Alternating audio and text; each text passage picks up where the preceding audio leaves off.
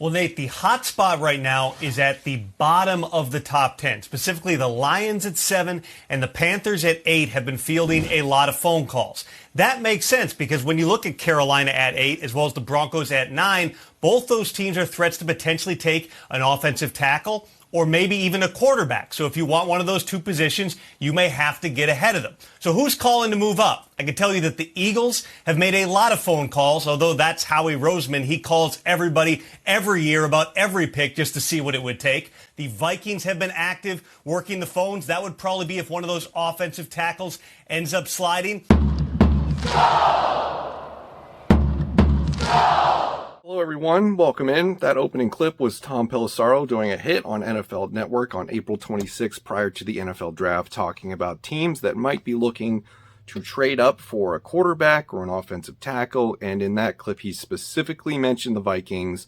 And you're probably wondering, what does that have to do with anything? Well, we're going to circle back to that in a second, because according to a story filed today by ESPN by Vikings beat writer Courtney Cronin, that the Vikings were planning to take Justin Fields with the 14th overall selection, and they also made calls to see if they could trade up, but ultimately thought the price was too high. This is significant. This is significant, and in a big way.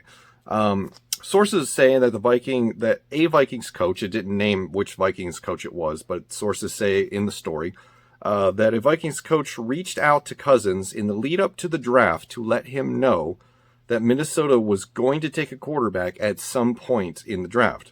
It wasn't a threat or anything like that. It was just a simple heads up, a gesture of goodwill, if you will. That part of the story contradicts Rick Spielman a little bit, who came in after the second round during his post-draft media availability, and he was asked a similar question: did you reach out to Kirk Cousins before you drafted Kellen Mond? And his answer was no. He made it sound like there's no real reason or need for me to contact players at any position to let them know we're going to be picking anybody.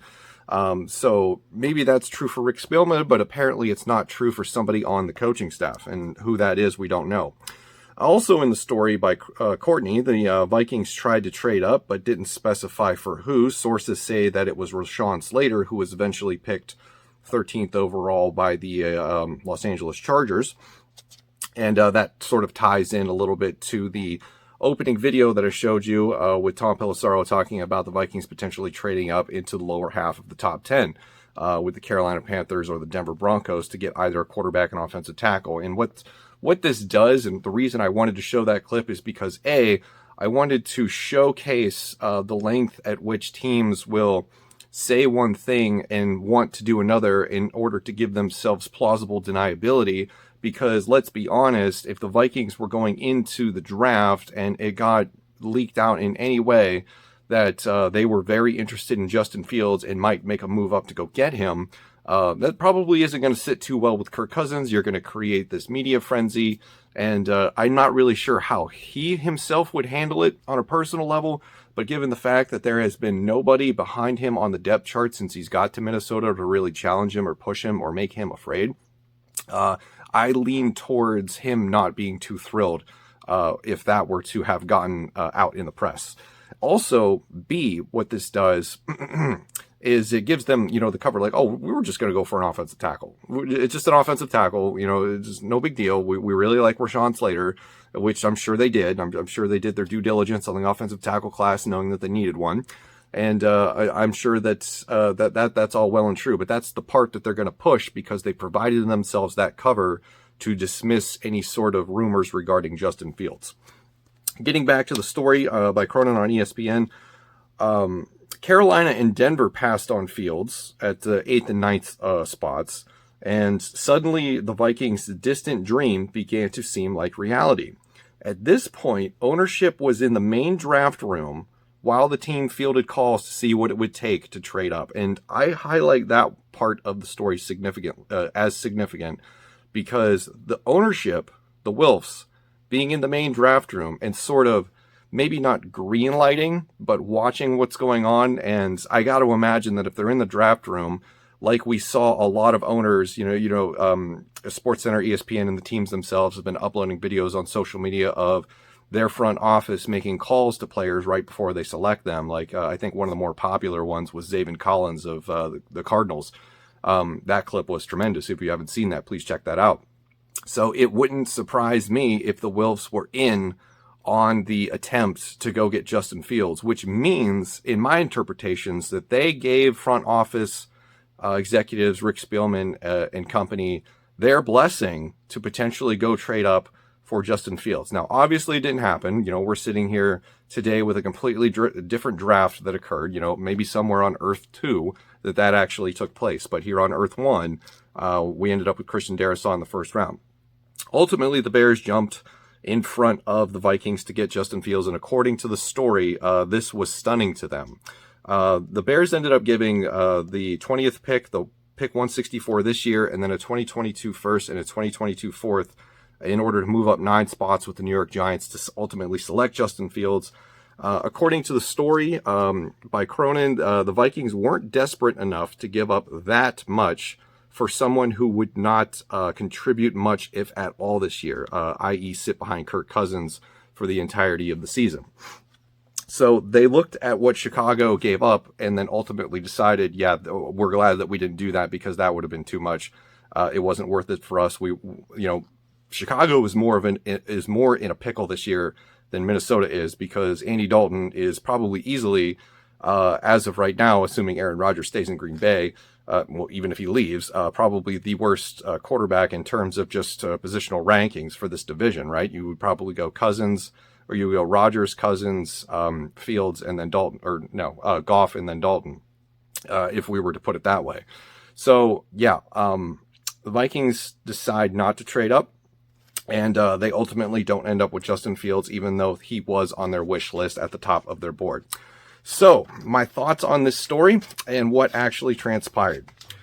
So, number one, if your goal, and whether or not they figured this out 3 months ago, 2 weeks ago, whenever, if your ultimate goal is to put yourself in a position to take a potentially franchise-changing quarterback, and you are out of reach of that goal, this is why you don't win meaningless games at the end of the year. When you are 6 and whatever, and the playoffs are barely out of reach, you don't win meaningless games. And the one I'm specifically referring to is the Detroit Lions win at the end of last season in December. That game is meaningless. That no one's going to remember that, other than maybe the fact that they'll remember it for having pushed us to the middle of the first round, as opposed to a couple of picks earlier. If we're a couple of picks closer and Justin Fields falls to number 11, we're probably talking about a completely different draft today.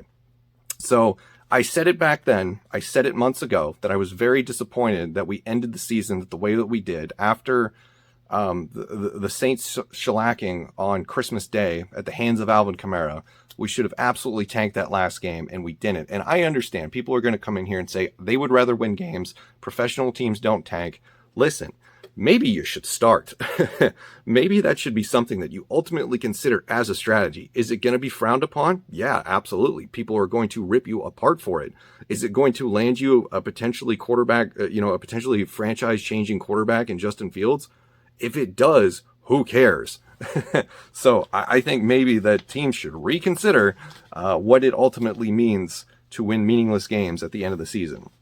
Second thought on this is that Kirk Cousins ultimately saved his ass last season in the second half. So he had a miraculously good second half season. I don't want to use the word miraculous. I think that's a little overbearing. He had a really solid, borderline elite second half to his season last year after that horrendous start leading up to the bye week. So, if you look at last season and split from before the bye week and after the bye week, we have 2 completely different Kirk Cousins appearing in the 2020 season.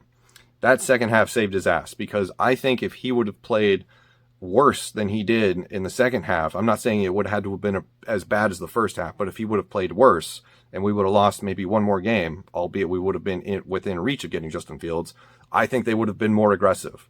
I think they would have been way more aggressive because of both the salary cap hit and poor performance. So if you add poor performance to salary cap hit, the Vikings definitely go up and get Justin Fields, and they say this is worth it because Kirk Cousins didn't have a good year last year. He started horribly. He got a little bit better, but he didn't have a good year. But because Kirk Cousins had a really solid second half, he saved his ass for at least one more season. Also, my other thought on this is the Kirk Cousins stands are getting a harsh dose of reality this past weekend. And I want to sort of, reintroduce this discussion about how I'm not upset with Kirk Cousins because of his, of his production. It's the financial aspect of the situation. It's really difficult, in my opinion, to build a team when you have one player that is sucking up the amount of cap space that he currently is and will next year. I believe his $45 million cap hit next year is the second highest in the NFL, like total, not even counting, different positions, just total, second highest cap hit if I'm right about that. That to me is not good enough when your team is consistently going 500 or a little over 500, like 10-6, and you're in the first round of the playoffs, not playing a home game. So, that doesn't work for me. And it shouldn't work for anyone. There should be higher expectations when you have the best or the most important position in the league being paid that much money. We should see results and we should demand results. And I know people are going to come in here and be stat boxers, which, yeah, I agree. He's very good. He's really good. But it's just not translating, and I don't know why. That's just my opinion. So it has nothing to do with his age. It has nothing to do with his durability. It has nothing to do with his production.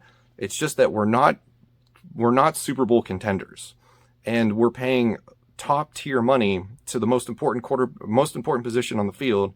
And I feel like we should be Super Bowl contenders if we're doing that, and it's just not working. So that's basically my position on that. And then last but not least, despite not walking away with Justin Fields, and despite this story coming out today about what could have been, I'm not upset. I'm not upset because we got a really good draft. We got a left tackle that could potentially be our starter for the next 10 years. I know people say that all the time, and it's becoming cliche, but I really do feel like that. Kellen Mond is a project developmental quarterback who I am happy with because, and I don't want to talk too much about him because we're going to talk about him in the Vikings rookie video series that I'm going to upload after this. He is episode 2. But I'm at least happy to see that the Vikings are putting in place plans of succession for life after Kirk Cousins, and he sort of represents that idea. Maybe he won't be the one to bring it to fruition, but at least we have some semblance of a plan that's going to be in place, or they're at least willing to transition to next year if the contract thing becomes too much, which I think it will be. So that is the video for today. Let me know what you think about the entirety of the situation. As always, check out that story on ESPN.com. I'll probably retweet it. So if you don't follow me at Skull Ohio, make sure you do that. Thank you for watching, and I will see you later.